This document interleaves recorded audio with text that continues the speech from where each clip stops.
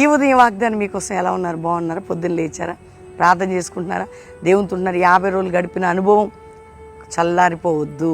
శక్తి కొలది ఇంకా బలంగా మనం ముందుకు సాగాలి. పరిశుద్ధాత్మతో నింపబడి 50 దినాలతో మరింత బలం పొంది క్రీస్తు కొరకు మీరు ముందుకు సాగాలి. ఏ విషయంలో దిగులు పడద్దు. కొత్తదైన విషయం మనకిస్తున్నాడు. అందుకని ఈరోజు చూడండి, దేవుడు మనకిచ్చిన వాగ్దానం 103వ కీర్తన 5వ వచనం. ఇగో చూడండి, మేలుతో నీ హృదయం తృప్తిపరిచే దేవుడట. పక్షిరాజు వల్ల ఏమన్నా కొత్తదగినట్లు న్యూ థింగ్స్ నీ జీవితంలో, న్యూ బ్లెస్సింగ్స్ నీ కుటుంబంలో. అందుకని కొత్త పేరు పెట్టాడు కదా 50 రోజులు. అది మరలా వినండి.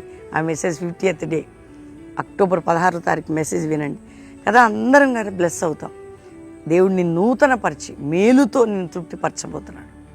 నిన్ను నూతనపరచట మేలుతో. కాబట్టి దేవుడిచ్చి వాగ్దానాన్ని ఎత్తిపట్టి ప్రే చేసుకోండి.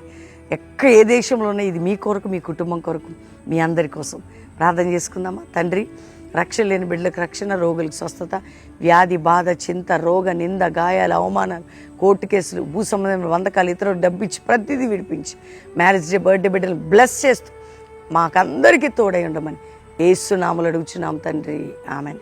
Pastor Praveen official Insta follow అవ్వండి. దేవుడు మీ అందరినీ దీవించును గాక. ప్రైజ్.